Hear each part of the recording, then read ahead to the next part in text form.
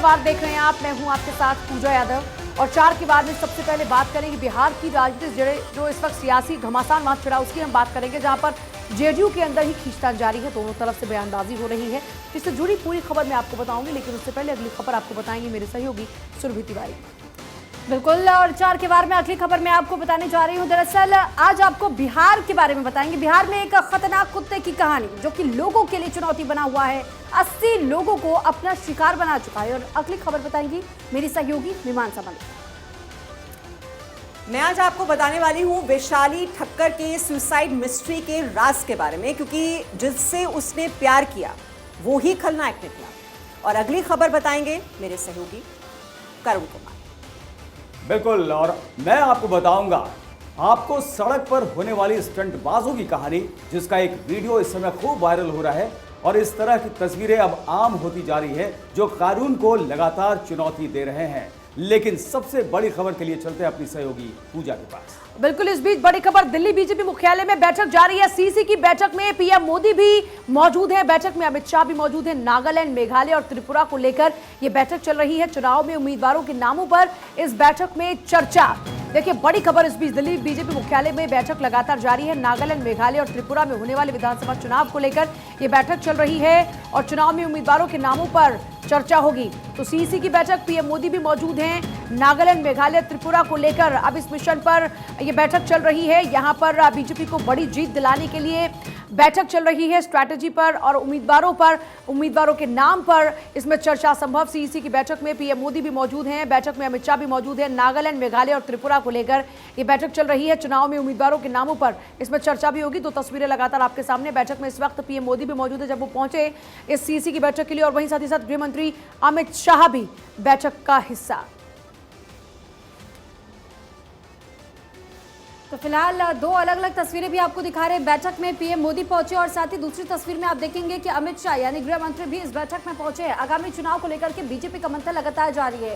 हालांकि इससे पहले भी आपने जरूर देखा होगा कि बीजेपी इस तरीके के बैठकों का आयोजन कर रही है और बैठक में 2024 को लेकर के खासतौर पर चर्चा हो रही है। मंथन किया जा रहा है कि आखिर आने वाले समय में और किस तरीके की रणनीतियां तैयार करनी है ताकि पार्टी को मजबूती मिल सके। और देखिए, नीतीश कुमार और उपेंद्र कुशवाहा में ठनी हुई है। नीतीश और उपेंद्र के बीच दूरियां बढ़ती जा रही हैं। नीतीश के बयान पर उपेंद्र का पलटवार। नीतीश ने मीडिया के जरिए मुझसे बातचीत की है। राष्ट्रीय कार्यकारिणी की बैठक बुलाने की मांग नीतीश कुमार उपेंद्र कुशवाहा में ठन चुकी है। लगातार दोनों के बीच में खींचतान लगातार जारी है। नीतीश उपेंद्र के बीच में और दूरियां बढ़ी। नीतीश के बयान पर उपेंद्र का पलटवार। आपको याद होगा, उपेंद्र कुशवाहा दिल्ली में अपने चेकअप्स के लिए पहुंचे थे और उसके बाद वहां पर बीजेपी नेताओं का पहुंचना, उसके बाद से लगातार वो हमलावर हैं। अब नीतीश कुमार कह रहे हैं कि मीडिया के जरिए वो मुझसे बातचीत कर रहे हैं। राष्ट्रीय कार्यकारिणी की बैठक में बुलाने की मांग नीतीश कुमार उपेंद्र कुशवाहा में ठन चुकी है और दोनों के बीच बढ़ रही हैं दूरियां।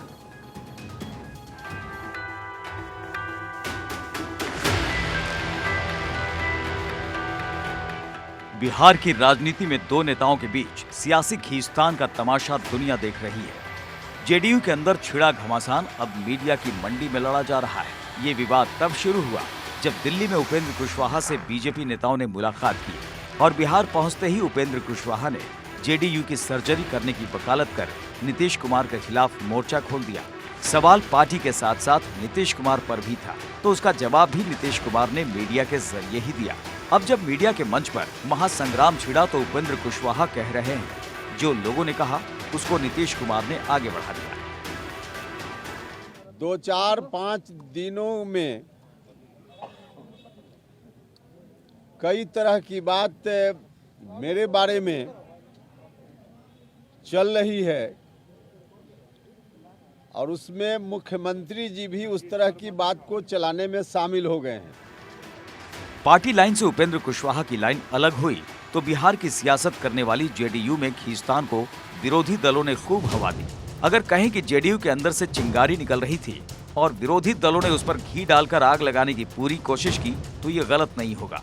अब जबकि बिहार के 2 दिग्गज नेता आमने सामने खड़े हैं, तब उपेंद्र कुशवाहा कह रहे हैं, जब से जेडीयू में आए तब से नीतीश कुमार ने एक बार भी बात नहीं की। तो आश्चर्य लगता है कि लोगों पर, अब पार्टी में सब लोगों को ये था, हमारे ही कहने पर सब एग्री कर गए। और फिर काहे के लिए, तो हम उम्मीद कर रहे थे कि कोई बात होगी तो हमसे बतिया ले, कोई बात होगा, हम तो इज्जत करने वाले थे। बात करेंगे मेरा सर, पता नहीं बात करेंगे। उपेंद्र कुशवाहा ने आरोप लगाया। और इस बीच दिल्ली यूनिवर्सिटी आपको सीधे लिए चलते हैं, जहां एक बार फिर से विवाद छिड़ चुका है और वहां की तस्वीरें जरा देखिए। ये तस्वीरें इस वक्त दिल्ली यूनिवर्सिटी के बाहर की, और देखिए कि किस तरीके से एक बार फिर से उग्र होता हुआ ये प्रदर्शन स्टूडेंट्स का, क्योंकि स्टूडेंट्स लगातार जिस तरीके से मांग कर रहे हैं कि जैसे उन्हें दबाने की कोशिश की जा रही है। अब ऐसे में डीयू के बाहर की तस्वीरें आप देख रहे हैं। डॉक्यूमेंट्री का विवाद अब डीयू तक पहुंच चुका है। Bound to take action as per law. Thank you. बाद में we'll talk later. Officials also, ma'am. You people had any word? Yes, we have received some correspondence. What your इनको team action for low. that, ma'am? What is that? What is इन्हें the वो course of action बताओ, now, इन्हें एक ma'am? बार बात करो। इसकी leader जो है उनको बुलाइए, बात बाद में करें।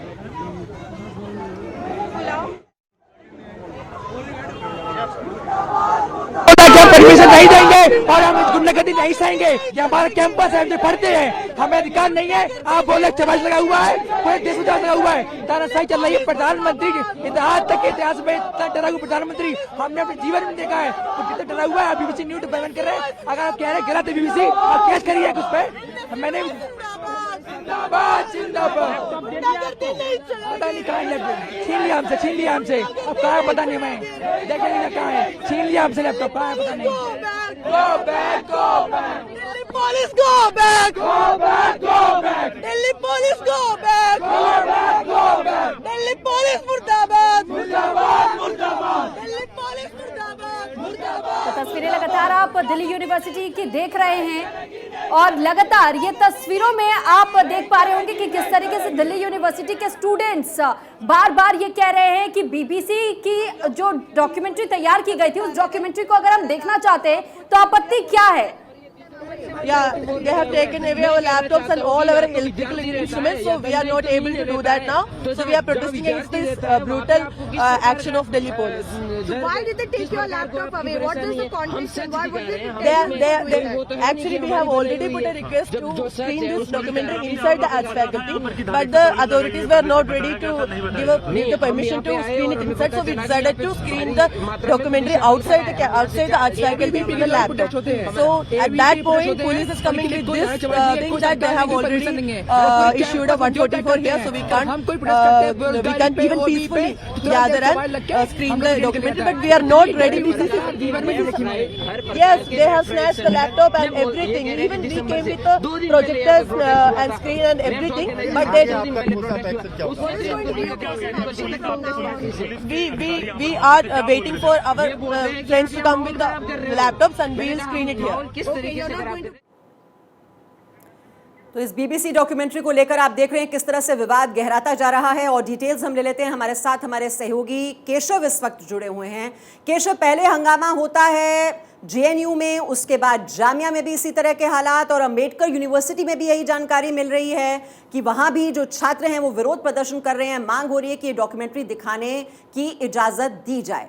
इतना ज्यादा ये विवाद आखिरकार क्यों गहराता जा रहा है? जब सरकार ने इस पर रोक लगाई हुई है तो छात्र क्या कह रहे हैं, क्यों देखना चाहते हैं वो ये डॉक्यूमेंट्री? जी देखिए, यही है सवाल कि जेएनयू और जामिया के बाद अब ये बीबीसी की विवादित डॉक्यूमेंट्री के स्क्रीनिंग का मामला डीयू पहुंच गया। और साफ तौर से आप देख सकते हैं जो डीयू का दिल्ली विश्वविद्यालय का आर्ट फैकल्टी का गेट नंबर 4 है, यहाँ पर आप साफ तौर से जो एनएसयूआई के कार्यकर्ता हैं वो आपको दिख जाएंगे। और ये लोग लगातार पुलिस से बकझक कर रहे हैं कि ये लोग चाहते हैं कि जो बीबीसी की विवादित डॉक्यूमेंट्री है उसका स्क्रीनिंग हो। हालांकि कुछ छात्र यहाँ पर लैपटॉप पर देखने की कोशिश किया तो पुलिस ने उस लैपटॉप को जब्त कर लिया। और अभी आप देख सकते हैं किस तरह से यहाँ पर पुलिस सभी छात्रों को डिटेन करना शुरू कर दिया, क्योंकि दिल्ली पुलिस ने पहले से यहाँ पर धारा 144 लागू कर रखा था।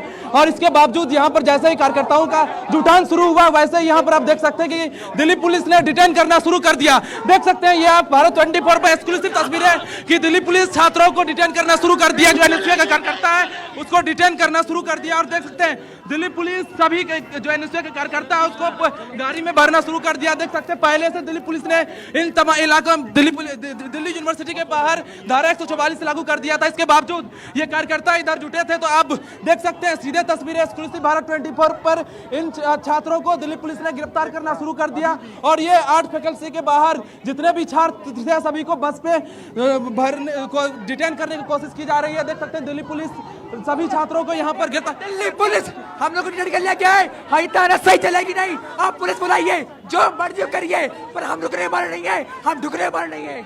हम ये प्रोटेस्ट करेंगे, स्क्रीनिंग करके रहेंगे। देख सकते हैं दिल्ली पुलिस के मनाही के बावजूद और दिल्ली यूनिवर्सिटी प्रशासन के मनाही के बावजूद, जैसे यहाँ पर छात्र एकत्रित हुए थे इस डॉक्यूमेंट्री को स्क्रीनिंग को लेकर, वैसे ही दिल्ली पुलिस ने सभी छात्रों को यहाँ पर गिरफ्तार कर लिया। आप देख सकते हैं डिटेन करना शुरू कर दिया। कोशिश नहीं की, हमें डिटेन करके पता नहीं कहाँ लेके जा रहे हैं ये। हम पीसफुल यहाँ पे बीबीसी की डॉक्यूमेंट्री दिखाना चाहते थे। मुर्दाबाद मुर्दाबाद पुलिस मुर्दाबाद, Delhi police go back, go back go back. आप लोगों को डिटेन किया गया है, क्या कहना चाहेंगे आप? देखो, हम लोग बहुत पीसफुली स्क्रीनिंग करने जा रहे थे। हमारा पीसफुल स्क्रीनिंग के बीच में आके इन्होंने हमारा लैपटॉप छीन लिया। पुलिस नड़बड़ी। क्यों आप लोगों ने बीबीसी की डॉक्यूमेंट्री को इसलिए प्रदर्शित करेंगे कि उसमें सच है। नरेंद्र मोदी उस सच को छुपाना चाहता है। हम हर सच बताएंगे। ये देखिए मुझे किसी से पीछे से किस प्रकार से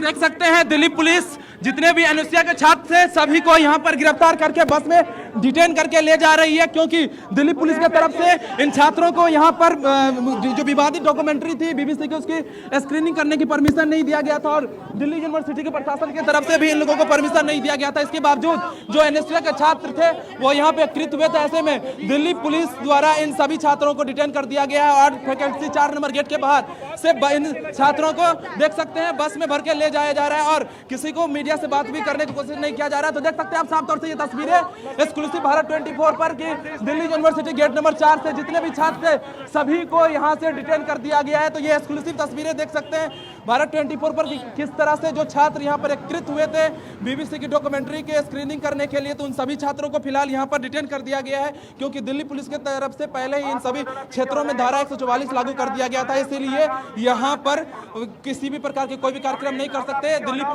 यूनिवर्सिटी के प्रशासन की तरफ से पहले इन छात्रों को आगाह कर दिया गया था कि कोई भी छात्र यहां पर एकत्रित होते हैं तो उनके खिलाफ दिल्ली पुलिस कार्रवाई करेगी। तो यहां पर आप साफ तौर से तस्वीरें आपने देखी कि किस तरह से जो छात्र थे उनको दिल्ली पुलिस ने फिलहाल डिटेन करके यहां से चली गई है, क्योंकि इन लोगों को परमिशन नहीं दिया गया था दिल्ली पुलिस के द्वारा, दिल्ली यूनिवर्सिटी प्रशासन के द्वारा। Over to you. बिल्कुल केशव, यहाँ पर आपसे ये भी जानना चाहेंगे कि जिस तरीके से भारत के कई हिस्सों में, कई यूनिवर्सिटीज में इस तरह का बवाल देखने को मिल रहा है, दिल्ली में भी ऐसा ही बवाल देखने को मिल रहा है, डीयू भी अब उससे अछूता नहीं रहा है। बीबीसी का ये प्रोपेगेंडा है, ये डॉक्यूमेंट्री है और कुछ छात्र जो है वो कह रहे थे कि हम पीसफुली इसको देखना चाहते थे। क्यों इस प्रोपेगेंडे को वो हवा देना चाहते हैं? उनका इस बारे में क्या कहना है? जो बातें सरकार की तरफ से कही जा रही हैं, जो भारत विरोधी ताकतें, विदेशी ताकतें वो सक्रिय हैं, क्या उनके बारे में उन्हें समझ में बात नहीं आ रही?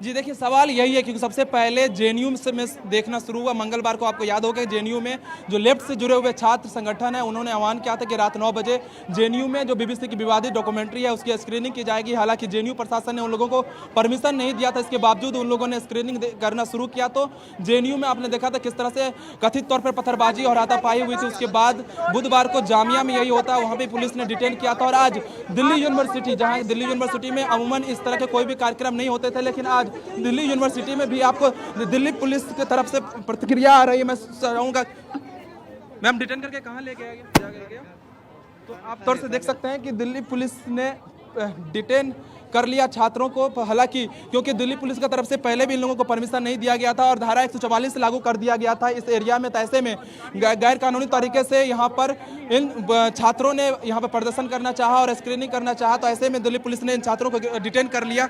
अभी हमने डिटेन किया है, आगे की कार्रवाई जो होगी हम आपको बता देंगे। उन्होंने सेक्शन 144 को उसकी उल्लंघना की है, इसलिए किया और ये बात आपको मैं बता चुकी हूँ। Thank you. किया गया है 144 लगाने की क्या जरूरत है? जब हमें खतरा क्या है? जहाँ पे भी लॉ एंड ऑर्डर का रहता है तो ये हम बार बार को क्या खतरा है मैम? एक डॉक्यूमेंट्री दिखा देने से लॉ एंड ऑर्डर को क्या खतरा है?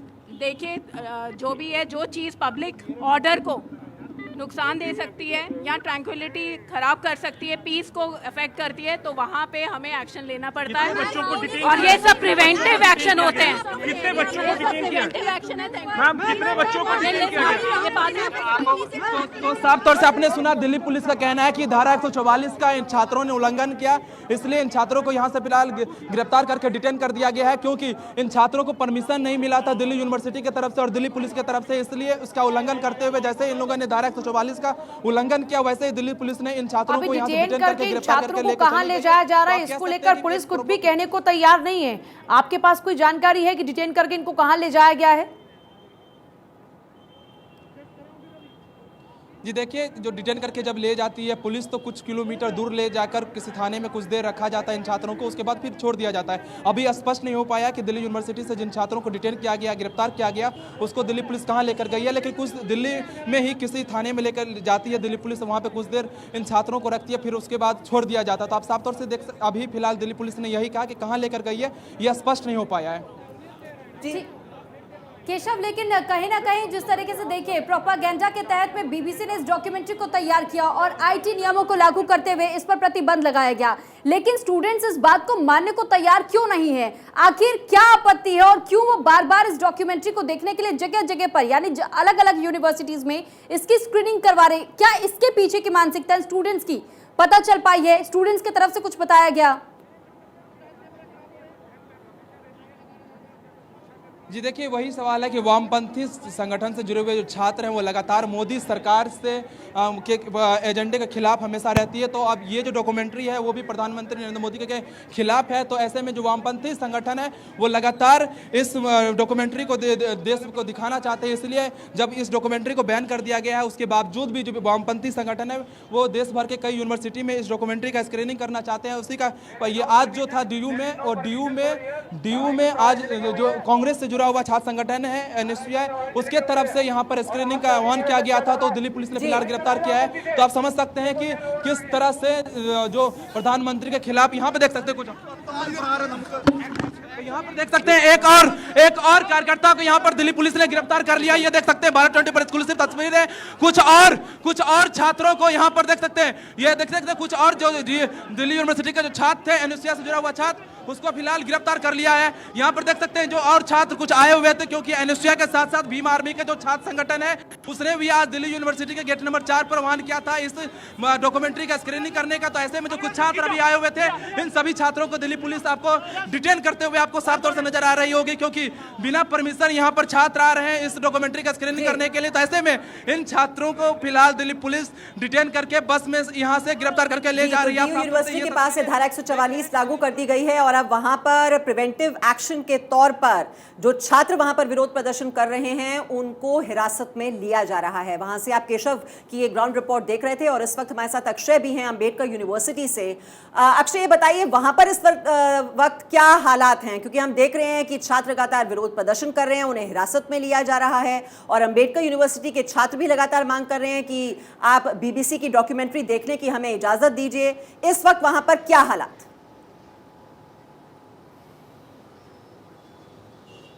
मीमांसा जी, यहाँ पर अगर बात करें तो पूरी तरह से मामला शांत होता दिख रहा है। हालांकि पुलिसकर्मी यहाँ पर मौजूद है, लेकिन अब छात्र संगठनों से जुड़े जो लेफ्ट विंग के जो छात्र संगठन हैं वहाँ पर मौजूद नहीं है। और साफ तौर पर है कि यहाँ पर कुछ छात्रों ने, क्योंकि डॉक्यूमेंट्री प्रदर्शित करने की कोई इजाज़त नहीं थी, कुछ एक दो छात्र आपको नज़र आ सकते हैं, लेकिन क्योंकि यहाँ पर परमिशन नहीं थी तो छात्रों ने अपने मोबाइल पर बीबीसी की डॉक्यूमेंट्री को, जो विवादित डॉक्यूमेंट्री बताई जा रही है, उसको देखा है। छात्रों का साफ तौर पर कहना था कि इसको हम बड़े स्क्रीन पर प्रदर्शित करना चाहते थे, लेकिन प्रशासन ने इजाज़त नहीं दी। पुलिसकर्मी यहाँ पर पहुँचे, स्थानीय जो यूनिवर्सिटी प्रशासन है उन्होंने इसकी इजाज़त नहीं दी है। तो छात्रों ने अपने मोबाइल पर, जो कि तमाम जगहों से डाउनलोड किए गए थे, सभी छात्रों ने अपने मोबाइल स्क्रीन के जरिए बीबीसी डॉक्यूमेंट्री को देखा है।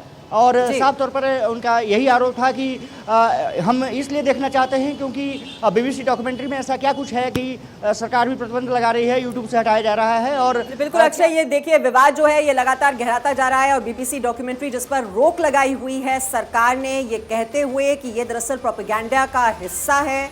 और वहीं ब्रिटेन में भी इसको लेकर विरोध प्रदर्शन हो रहे हैं, हमें ये नहीं भूलना चाहिए। लेकिन यहाँ पर शिक्षा संस्थानों में किस तरह से हालात लगातार खराब होते जा रहे हैं, छात्र यहां पर विरोध प्रदर्शन कर रहे हैं। मांग की जा रही है कि बीबीसी डॉक्यूमेंट्री की स्क्रीनिंग की इजाजत दी जाए और हालात और ज्यादा बिगड़ते हुए दिखाई दे रहे हैं। ये खबर और दूसरी खबरों पर भी अपडेट्स लेकर हम हाजिर होंगे। आप देख रहे हैं शार्क का वार।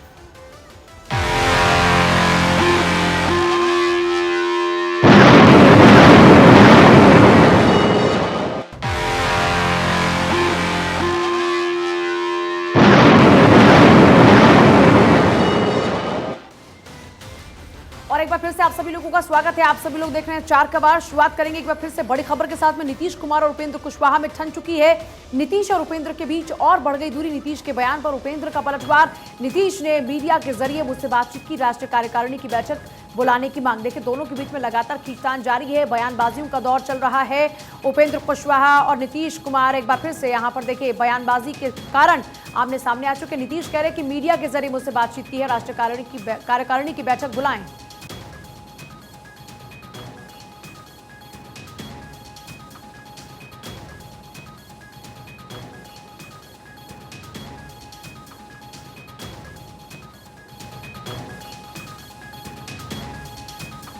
लेकिन लगातार नीतीश कुमार और उपेंद्र कुशवाहा के बीच में बयानबाजी का सिलसिला जारी है। बिहार में आपसी खींचतान पर संग्राम है कि थमने का नाम ही नहीं ले रहा। दरअसल उपेंद्र कुशवाहा ने यह कहा है कि नीतीश या फिर किसी के कहने पर जेडीयू छोड़कर के नहीं जाऊंगा और जेडीयू को बचाने की लड़ाई लड़ेंगे।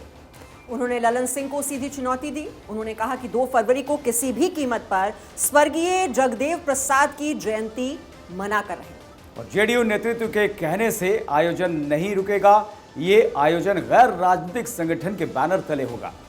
उपेंद्र कुशवाहा ने नीतीश कुमार से राष्ट्रीय कार्यकारिणी की बैठक बुलाने की मांग की है। उन्होंने कहा कि पार्टी फोरम पर बात रखने के लिए जेडीयू अध्यक्ष कार्यकारिणी की बैठक जल्द ही बुलाएं और इस बैठक में आरजेडी से डील को लेकर के बातचीत सामने आए। और देखिए उपेंद्र कुशवाहा ने यह आरोप भी लगाया कि 2020 के विधानसभा चुनाव के बाद नीतीश कुमार ने मुझे फोन कर मिलने के लिए बुलाया। उन्होंने मुझे जिम्मेदारियां संभालने के लिए भी कहा, तब मैं खुद नहीं आया था। नीतीश जब कमजोर हुए तो मुझे साथ लेकर के पहुंचे थे।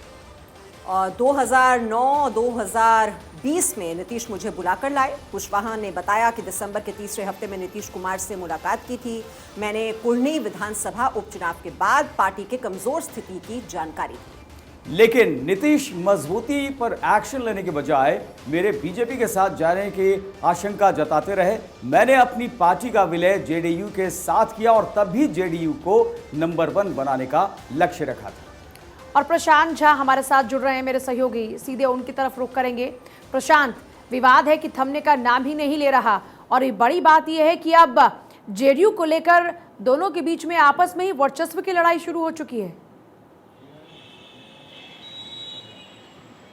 बिल्कुल सही कह रही हैं आप, क्योंकि नीतीश कुमार को आज तक किसी ने जेडीयू को लेकर के इस तरह का जवाब नहीं दिया था जो जवाब आज उनको उपेंद्र कुशवाहा ने दिया है। उपेंद्र कुशवाहा ने एक तरह से नीतीश को अपने बच्चे की कसम तक खाने को कह दिया और ये कहा कि जो नीतीश कुमार ये कह रहे हैं कि वो जब आए जब गए इसका कोई लेखा जोखा नहीं है। तो ऐसे में उपेंद्र कुशवाहा ने आज बता दिया कि वो जो कुछ भी कह रहे हैं और नीतीश कुमार भी अपने बच्चे की कसम खा के कहें कि वो सच बोल रहे हैं या गलत बोल रहे हैं। यानी कुल मिला के यह जो विवाद है वो विवाद सिर्फ अब 2 बयानों से नहीं रहा है बल्कि बच्चों तक उतर गया है। और आप समझ सकते हैं कि इस पूरे विवाद के पीछे जिन लोगों का नाम लिया गया है, उपेंद्र कुशवाहा ने जिनकी ओर इशारा किया है और जिनके बारे में ये कहा है कि जब तक वो लोग नीतीश कुमार के इर्द गिर्द रहेंगे तब तक पार्टी की भलाई नहीं हो सकती है, उसमें उन्होंने ललन सिंह का भी और इशारा किया है और ललन सिंह के ऊपर कहा भी कि जो लोग भी बेहतर काम करना चाहते हैं जेडीयू में उनको ऐसे लोग रहने नहीं देना चाहते हैं। और उपेंद्र कुशवाहा का सीधे तौर पर यह कहना है कि नीतीश कुमार उनको पार्टी से निकाल नहीं सकते हैं और वो इस्तीफा भी नहीं देंगे और इसके एवज में वो पार्टी में रहकर पार्टी को बचाने का अपना अभियान जारी रखेंगे। ठीक है, बिल्कुल प्रशांत, यानी कि इससे यही समझा जा सकता है कि आमने सामने की लड़ाई हो चुकी है। अब देखना यही होगा कि ये लड़ाई अभी और किस ओर रुख करती है। आपका बहुत शुक्रिया तमाम जानकारी हम तक पहुंचाने के लिए। लेकिन इस बीच एक और बड़ी खबर, दरअसल लोकप्रिय टीवी शो ससुराल सिमर का में वैशाली ने अंजलि भारद्वाज का किरदार निभाया था और वो काफी लोकप्रिय भी थी और करियर में भी उन्होंने लगातार सफलता हासिल की थी। वैशाली ने टीवी सीरियल ये रिश्ता क्या कहलाता है में संजना के रोल से भी काफी लोकप्रियता हासिल की थी और अक्टूबर 2022 में वैशाली ने इंदौर में साई बाग कॉलोनी के अपने घर पर फांसी लगा करके आत्महत्या कर ली थी, जिसके बाद से वैशाली की आत्महत्या के मामले में पुलिस ने पड़ोसी राहुल नवलानी और उनकी पत्नी दिशा नवलानी के खिलाफ धारा 306 के तहत में केस दर्ज किया था।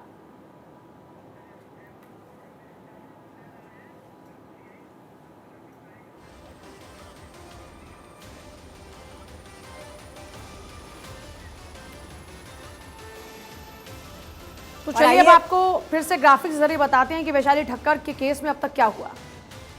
सुसाइड के 3 दिन बाद आरोपी राहुल गिरफ्तार कर लिया गया और पुलिस ने राहुल के साथ उसकी पत्नी दिशा को भी आरोपी बनाया था। पत्नी को कुछ दिन पहले हाईकोर्ट ने अग्रिम जमानत दे दी। पुलिस इस मामले में चालान पेश कर चुकी है। पुलिस को मोबाइल के डेटा रिकवर होने का इंतजार है। पुलिस के हाथ ठोस सबूत लग सकती है। जब्त किए गए सभी मोबाइल जांच के लिए फॉरेंसिक लैब भेज दिए गए हैं और उनकी रिपोर्ट आना अभी बाकी है। और देखिए, इस मामले में पुलिस लगातार कार्रवाई कर रही है और परिवार को न्याय का भरोसा भी दिला रही है। और इस मामले में अब तक पुलिस ने वैशाली का 12 पेज का सुसाइड नोट बरामद किया। वैशाली का आईफोन और आईपैड भी जब्त किया गया। आरोपी राहुल के आईफोन समेत 2 अन्य मोबाइल भी जब्त किए गए हैं, ये भी जानकारी मिल रही है। चलिए, अखिलेश सोलंकी हमारे संवाददाता हमारे साथ जुड़ गए हैं। अखिलेश, आपसे जानना चाहेंगे इस मामले में आखिर क्या बड़ा अपडेट मिल रहा है? बिल्कुल, बड़ा खुलासा साफ तौर पर यह आया है कि जिस तरह से राहुल, जो कि एक तरह से उनका दोस्त था, उसने ब्लैकमेल किया और वीडियो उसने जो 23 से 25 अगस्त के बीच में गोवा वो लोग गए थे, वहां पर छुपकर उसका वीडियो बनाया और वीडियो के जरिए ब्लैकमेल कर रहा था। होने वाले पति को वो वीडियो भेजा गया, जिससे डिप्रेस होकर अक्टूबर में सुसाइड कर लिया वैशाली। तो जो चालान पेश किया गया पुलिस का, उसमें साफ तौर पर यह कहानी सामने आई। हालांकि आरोपी के वकील इस पूरी थ्योरी को खारिज कर रहे हैं, लेकिन जो साफ तौर पर पुलिस का चालान है और जो कोर्ट में बातें चल रही है उसके मुताबिक सुसाइड का प्रमुख कारण जो है ब्लैकमेलिंग था और वो न्यूड वीडियो था। जी, बहुत बहुत शुक्रिया अखिलेश जानकारी देने के लिए। और अगली खबर बिहार से है और आरा से ये बड़ी जानकारी मिल रही है। आरा में कुत्ते ने 80 लोगों को काटा। एक दिन में 80 लोगों को काटा कुत्ते ने। बढ़ती दहशत के बीच कुत्ते को मारा गया है। तो ये कुत्ते का आतंक आप देखिए कि एक ही कुत्ते ने आरा में 80 लोगों को काट लिया। एक दिन में ये घटना घटी है। 80 लोगों पर अटैक किया इस कुत्ते ने और उसके बाद लोगों में बहुत ज्यादा दहशत है। बिहार प्रशासन को बड़ी सफलता हाथ लगी है। प्रशासन ने एक कुत्ते को मार गिराया है। खबर है कि बिहार के आरा जिले में एक कुत्ते ने महज एक दिन में करीब 80 लोगों को अपना शिकार बनाया। आवारा कुत्ते ने महिला, युवा, बुजुर्ग और बच्चे किसी को भी नहीं बख्शा। घटना की जानकारी आरा नगर निगम को दे दी गई, जिसके बाद प्रशासन हरकत में आया और टीम ने कुत्ते को पकड़ने के लिए सर्च ऑपरेशन चलाया, जिसके बाद आखिरकार टीम को कुत्ते को मारने में सफलता मिल पाई। कुत्ते के काटने के बाद अस्पताल पहुंचने वाले लोगों की संख्या काफी तेजी से बढ़ गई है। इसके चलते मरीजों को अस्पताल के इमरजेंसी वार्ड में फर्स्ट एड देने के बाद डॉक्टरों ने सभी घायलों को घर भेज दिया है। अचानक के कुत्ता जा रहा था, हम अपने साइड से जा रहे थे, उसको देख के हम हटे भी, लेकिन वो छौंक के काट लिया, उछला और काट लिया। बाबू को लेकर रोड पर निकला तो उसको कुत्ता धर लिया, यहाँ धर लिया, हाथ पर धर लिया, पैर में धर लिया, चारों तरफ धर लिया। देखते देखते ठिकान नहीं, कम से कम 212 आदमी को धर लिया। और अस्मित इस वक्त हमारे साथ ज्यादा डिटेल्स के साथ हैं। अस्मित, अब ये कुत्ते का आतंक, एक ही दिन में 80 लोगों को अपना शिकार बनाया, वहां पर इसको लेकर क्या हरकत में नहीं आया प्रशासन की? इतने ज्यादा लोगों को शिकार बना लेता है कुत्ता, पहले ही क्या वक्त रहते कार्रवाई नहीं करनी चाहिए थी? बिल्कुल मीमांसा, देखिए कार्रवाई की तो बात हुई थी और जब कल शाम की ये घटना है, जब 80 से ज़्यादा लोगों को कुत्ते ने अटैक किया लोगों पे, तो वो काफ़ी व्यस्तम इलाका था, वहाँ से लोग गुजर रहे थे, अपने ऑफिस से घर जा रहे थे और उसी समय कुत्तों का आतंक देखने को मिला है, जिसके बाद नगर निगम की टीम वहाँ पर पहुंची है, लेकिन काफ़ी देर हुआ है पहुँचने में। नगर निगम टीम की पूरी टीम को जो है वहाँ के लोगों ने, स्थानीय लोगों ने सूचना दी है, जिसके बाद टीम हरकत में आई है, लेकिन टीम के नाकाम प्रयास के बावजूद कुत्तों को नहीं पकड़ा जा सका। लेकिन आज सुबह जो अपडेट मिली है, वहां के जो आरा के पुलिस निदेशक है, जो अधीक्षक है, उन्होंने जानकारी दी है, प्रमोद कुमार वहां के एसपी, उन्होंने साफ तौर पे बताया है कि सुबह सुबह जो वहां के स्थानीय लोग थे वो वहां निकले थे कुत्तों को पकड़ने के लिए और डंडे से, लोहे के छड़ से कुत्तों को पीट पीट कर मार डाला गया है। यानी कि कुत्ते का जो आतंक देखने को मिल रहा था वो स्थानीय लोगों ने ठीक कर दिया है, उसे मार के हटा दिया है। वहां कुत्तों को पूरी तरह से पीटा गया, जिसके बाद कुत्ते की जान गई और वहां के जितने कुत्ते थे, क्योंकि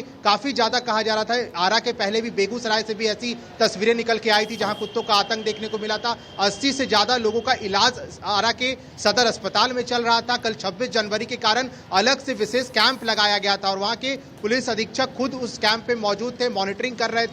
सभी लोगों को जो है इलाज कराया जा रहा था। पहला फर्स्ट एड वहीं पर दिया गया था, जिसके बाद लोगों को घर भेज दिया गया। लेकिन आतंक देखने को मिला है, जिसके बाद पूरी तरह से नगर निगम की टीम अभी भी वहां पे कैंप कर रही है और ये कहा जा रहा है कि और भी अगर आवारा कुत्ते इसी तरह से दिखेंगे तो उन्हें पकड़कर नगर निगम की टीम अपने साथ ले जाएगी। लेकिन बिल्कुल, आवारा कुत्तों को पकड़ने का ये काम ये पहले से शुरू होना चाहिए था। वक्त रहते ध्यान दिया गया होता तो 80 लोग शिकार नहीं बनते। अस्मित, बहुत बहुत शुक्रिया तमाम जानकारी के लिए।